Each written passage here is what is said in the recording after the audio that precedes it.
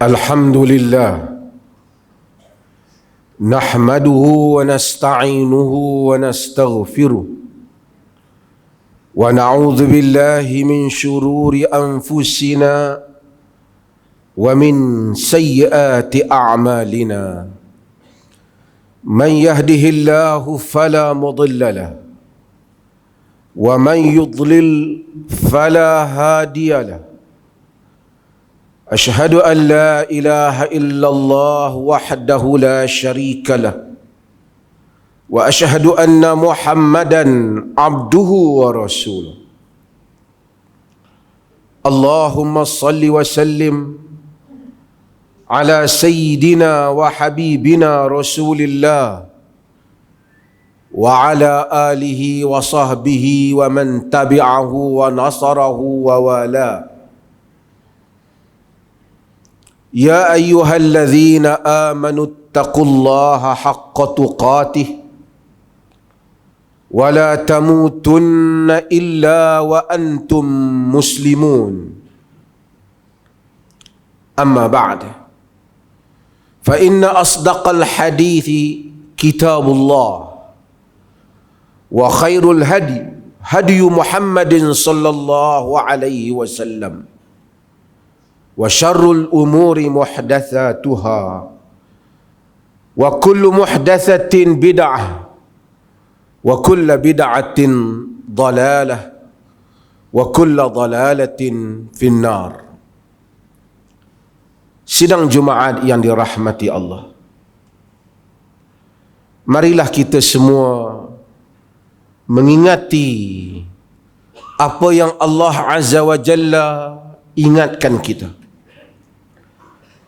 yaitu ya ayyuhalladzina amanu taqullaha wa qulu qawlan sadida yuslih lakum a'malakum wa yaghfir lakum dhunubakum wa man yuti'illaha wa rasulahu faqad faza fawzan 'azima. Inna 'aradna al-amanata 'ala as-samawati wal ardi wal jibal فأبين أن يحملنها وأشفقن منها وحملها الإنسان إنه كان ظلوما جهولا. Maksudnya, wahai orang-orang yang beriman, bertakwalah kepada Allah dan berkatalah dengan perkataan yang tepat, yang benar, dengan ketakwaan dan bercakap benar, menegakkan yang benar. Yuslih lakum a'malakum, Allah akan membaiki amalan kamu dan mengampunkan dosa kamu. Sesiapa yang mentaati Allah dan Rasulnya, sesungguhnya dia telah berjaya dengan kejayaan yang besar. Kemudian Allah menyatakan, sesungguhnya kami telah membentangkan amanah kepada langit, bumi dan bukit bukau. Kesemuanya enggan menerima amanah itu, tidak sanggup dan merasa gerun untuk memikulnya. Kemudian ia dipikul oleh manusia. Sesungguhnya manusia itu sangat zalim dan sangat jahil. Sidang Jumaat yang dirahmati Allah, sehari dua lagi dunia akan menyambut angka baru bagi bilangan tahun, yaitu 2023. Ramai orang kita akan lihat berpesta kerana berjaya menghabiskan kononnya tahun 2022 dan menyambut 2023 dalam kiraan Masihi. Ramai yang akan berhimpun dengan perhimpunan yang besar di seluruh dunia dan merayakannya. Kita bersetuju dengan keputusan yang dibuat oleh kerajaan pusat untuk tidak mengadakan sambutan tahun ini dengan alasan keadaan ekonomi bagi negara ini. Bahkan kita menambah bahawasanya kebanyakan sambutan tahun baru yang dilakukan di negara ini atau di luar daripada negara ini tidak banyak membawa manfaat kepada kehidupan manusia. Bahkan hanya sia-sia pada waktu dan harta. Mungkin juga membawa manusia melakukan perkara-perkara yang tidak wajar di dalam menghargai jangka hayat dan umur yang telah Tuhan tambahkan untuk mereka. Sidang Jumaat yang dirahmati Allah, sama ada tahun baru hadir atau ia tidak hadir, sama ada angka itu berubah ataupun tidak berubah, saban detik, saat, minit dan waktu usia kita bertambah. Bagi setiap penambahan usia kita mendekatkan kita pada tarikh kematian yang telah Allah Subhanahu wa taala tetapkan bagi setiap diri di antara kita. Tidaklah banyak bedanya antara kita dan manusia yang menunggu hukuman mati untuk ia dijatuhkan hukuman kematian ke atasnya. Yang membedakannya hanyalah dia telah diberitahu tarikh hukumannya, sedangkan kita tidak diberitahu. Selain daripada itu, kita sama dengannya. Setiap waktu yang bertambah, hari yang bertambah, menambahkan dekatnya kita kepada saat pengakhiran kita, yang kita tidak tahu bilakah ia akan berakhir. Jika manusia insaf hal itu, mereka tidak berpesta dengan kedatangan saat yang baru, bahkan mereka akan merasakan kebimbangan tentang nasib yang akan mereka temui apabila saat pengakhiran mereka telah sampai. Sidang Jumaat yang dirahmati Allah, dengan bertambah tuanya dunia, bertambahnya usia alam ini, manusia akan melihat berbagai-bagai fitnah dan kejadian-kejadian yang mungkin tidak disaksikan oleh generasi sebelum daripada kita. Penambahan umur dunia tidak menambahkan melainkan banyaknya kejadian-kejadian yang menjadi fitnah dan kekacauan terhadap kehidupan dan agama manusia itu sendiri. Banyak perkara-perkara yang akan bertambah mengelirukan manusia. Banyak pertimbangan-pertimbangan yang akan merubah yang benar menjadi salah, yang salah menjadi benar. Lihat saja isu LGBT. Hampir keseluruhan dunia ini tidak lagi berani menudingnya sebagai suatu perkara yang salah. Bahkan mereka yang menyatakan salah itu juga berhati-hati untuk mengkritik isu ini.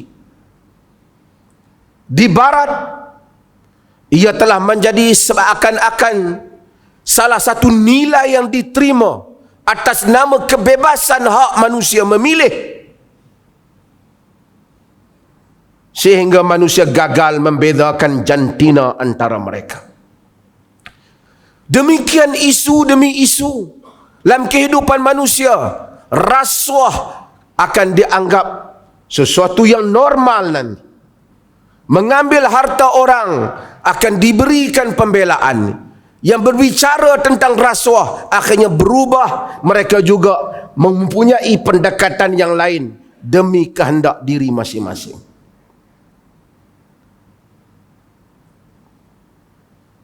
Abdullah ibn Mas'ud mengingatkan kita tentang hal ini, bahawasanya fitnah akan berlaku dalam hidup manusia, sehingga manusia tidak dapat lagi membedakan antara yang sunnah dengan yang tidak yang sunnah.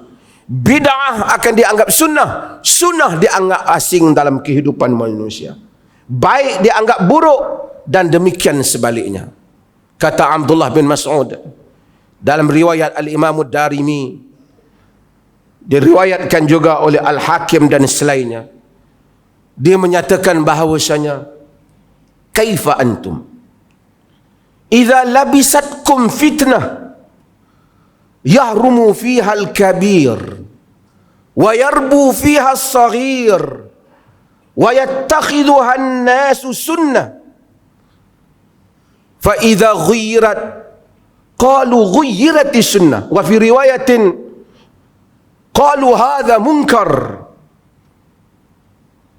Kata Abdullah bin Mas'ud, apa akan terjadi kepada kamu nanti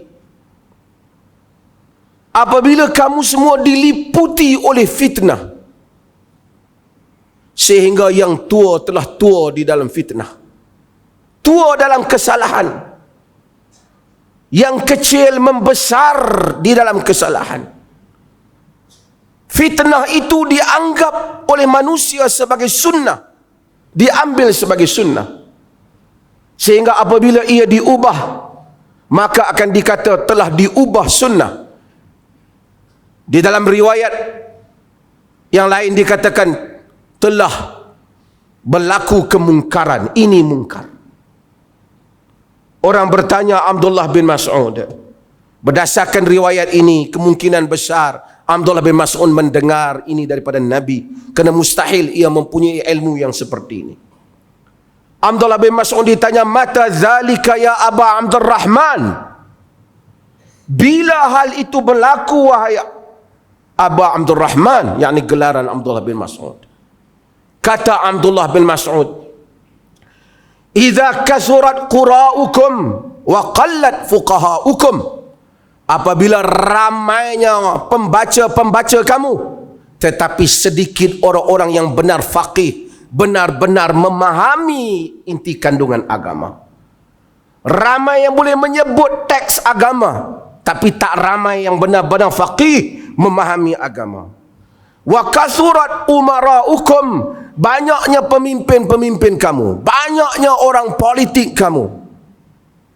Wa qallat umana'ukum, sedikit pula orang-orang yang amanah di kalangan kamu. Wal tumisatid dunya bi'amalil akhirah, dan dicari dunia dengan amalan akhirat. Orang memperkatakan tentang agama, berpakaian agama, menangis dengan tangisan agama, bukan kerana agama, tetapi kerana habuan dunia dan kedudukan dunia yang dicari. Inilah fitnah yang akan dihadapi oleh manusia di dalam kehidupan beragama. Di dalam hadis yang lain, Nabi SAW menyebut, Baginda SAW dalam riwayat Ahmad dan diriwayatkan juga oleh Al-Bazzar dan selainnya, Ibn Majah juga, Nabi SAW menyatakan, sayati 'alan nas sanawatun khadda'at, akan datang kepada manusia tahun-tahun yang menipu. Yusaddaqu fiha al-kadhibu wa yukazzabu fiha as-sadiqu wa yu'tamanu fiha al-kha'inu wa yukhawwanu fiha al-amin wa yantiqu fiha ar-ruwaybidah. Qila wa ma ar-ruwaybidah? Qal ar-rajulu tafih fi amril 'ammah. Nabi SAW menyatakan akan datang kepada manusia tahun-tahun yang menipu mereka. Ketika itu orang yang benar, orang yang dusta dikatakan benar. Pendusta akan dikatakan seorang yang benar akan dikatakan dusta, yang amanah dikatakan khianat, yang khianat dikatakan amanah, dan akan berbicara ar-ruwaybidah. Nabi SAW ditanya, wa mar ruwaybidatu ya Rasulullah, apa itu ruwaybidah wahai Rasulullah? Nabi menyatakan, ar-rajulu tafih fi amril 'amah. Dan sebagian riwayat ar-rajulu tafih yatakallamu atau al-tafihu yatakallamu fil amril 'amah. Orang yang selekeh tetapi bercakap di dalam urusan awam. Orang yang tidak ada standard yang sepatutnya menguruskan orang awam. Yang khianat harta awam, menguruskan harta awam. Yang jahil tampil memperkatakan hukum hakam syarak. Yang tidak tahu tentang agama dijemput untuk berbicara hukum hakam agama. Sanawatun khadda'at, tahun-tahun yang menipu, kata Nabi SAW. Dan manusia akan menghadapi hal ini. Di dalam riwayat Al-Imam Tirmizi, Nabi SAW menyatakan, ya'ti 'alan nas zamanun as-sabiru 'ala dinihi kal qabiti 'alal jamr. Akan datang kepada manusia zaman, masa yang mana orang yang sabar memegang agamanya seperti seseorang yang memegang bara api. Untuk memperkatakan agama sebagai satu entertainment, sebagai satu hiburan lawak jenaka, untuk membolehkan orang bergurau senda, mungkin ramai yang boleh melakukannya. Tetapi untuk memperkatakan agama seperti yang diperkatakan oleh Nabi, seperti yang dibawa oleh Nabi, seperti yang dibawa oleh para sahabat radhiyallahu anhum ajma'in, golongan salafus salih, tidak ramai yang sanggup untuk melakukan hal itu. Bahkan dia akan dianggap sebagai asing apabila memperkatakan tentang sunnah dan mempertahankan sunnah yang menjadi amalan Nabi SAW. Di dalam hadis yang diriwayatkan oleh Al-Imam Muslim,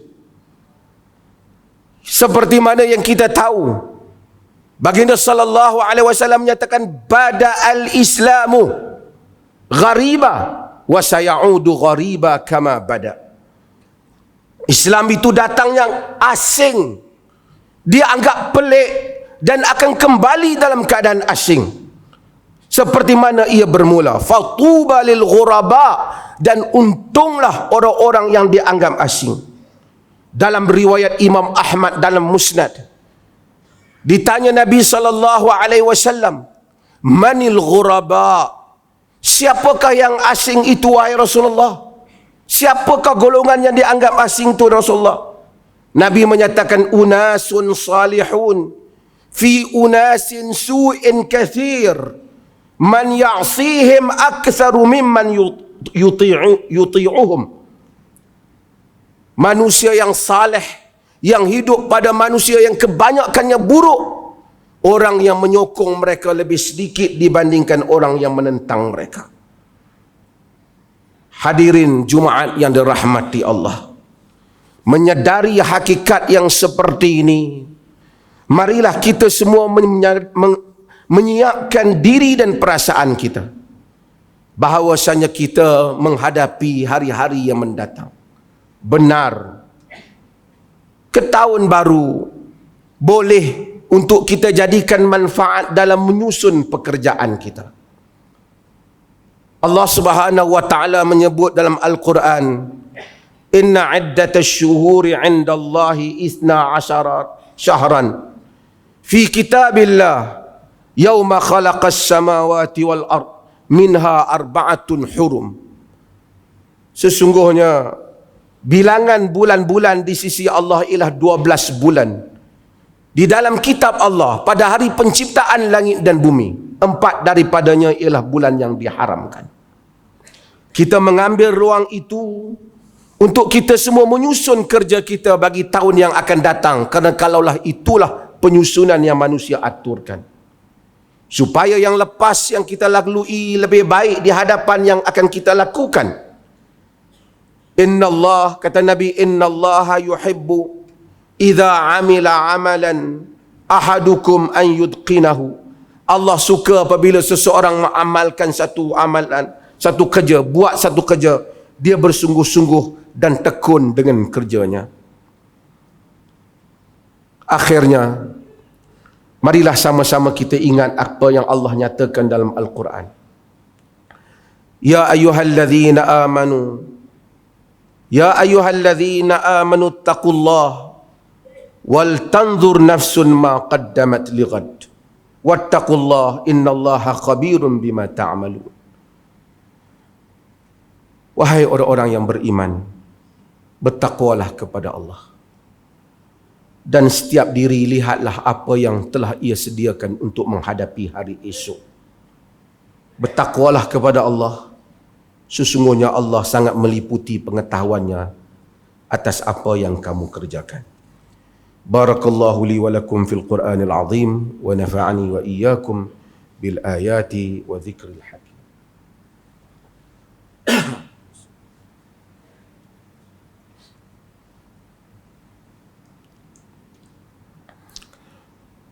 Alhamdulillah. Alhamdulillahilladzi arsala rasulahu bil huda wa dinil haqq liyudhhirahu 'ala ad-din kullihi walau karihal kafirun. Asyhadu an la ilaha illallah wahdahu la syarika lah wa asyhadu anna Muhammadan 'abduhu wa rasuluh. Allahumma salli wa sallim 'ala hadzal nabiyil karim wa 'ala alihi wa sahbihi ajma'in, amma ba'd. Faya ayyuhal ikhwatul mu'minun, usikum wa nafsi bitaqwallah wa tazawwadu fa inna khairaz zadi taqwa. Sidang Jumaat yang dirahmati Allah, berbekallah kita semua, sebaik-baik bekalan ialah taqwa.